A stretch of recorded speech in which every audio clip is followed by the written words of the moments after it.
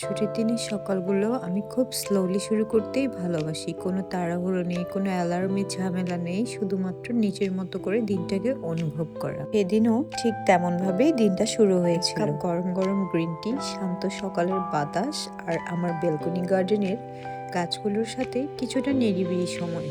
বিশ্বাস করুন, দিনের এই ছোট ছোট মুহূর্তগুলো আমাকে সবচেয়ে বেশি শান্তি দেয়। তারপর চলে গেলাম কিচেনে। বাইরে তখন বৃষ্টি পড়ছিল। উঠেই প্রথমে ভিজিয়ে রাখা বিফটা বসিয়ে দিলাম চুলায়। রাতে রান্না করা ছিল ছাগলের নেহারি, সেটা দিয়ে সকালের নাস্তাটা ওকে সার্ভ করে দিলাম।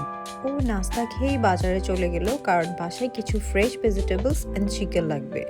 এদিকে আমি নিজের নাস্তা করতে করতে বিফটা প্রেসার কুকারে দিয়ে দিলাম যেন তাড়াতাড়ি সেদ্ধ হয়ে যায়। কিছুক্ষণ পর ও বাজার থেকে চলে আসলো, আর এর সাথে চলে আসলো আমার খালাও।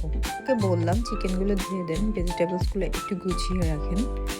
দেন আমি নিজে চলে গেলাম টুকটাক কিছু গ্রোসারি এগুলো সেট করতে। পাশে বেগুন কেটে নিচ্ছিলাম, কারণ খিচুড়ির সাথে আচারি বেগুন বানানোর প্ল্যান ছিল।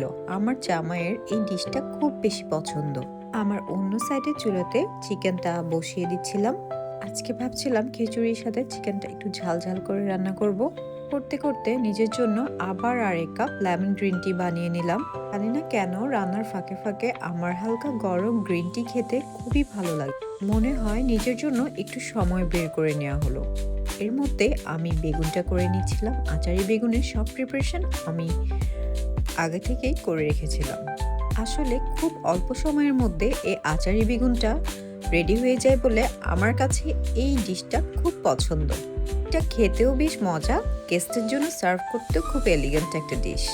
আচারি বেগুনটা করার পরই আমি সেটা সার্ভ করে নিচ্ছিলাম। যেহেতু খালা থাকতে আমি ডিশ ওয়াশিং এর কাজটা সেরে ফেলতে চাচ্ছিলাম।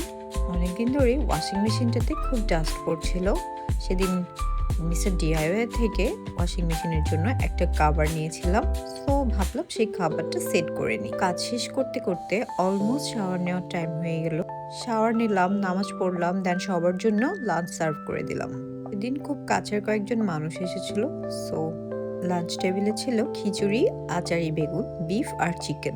সবাই একসাথে বসে খাওয়া দাওয়া করলো, গল্প করলো, আড্ডা দিল। দেন সবাই একসাথে বসে ডেজার্ট খেলো। আলহামদুলিল্লাহ ফর এভরিথিং। এভাবে আমার আরেকটা দিন চুপচাপ জীবন থেকে চলে গেল।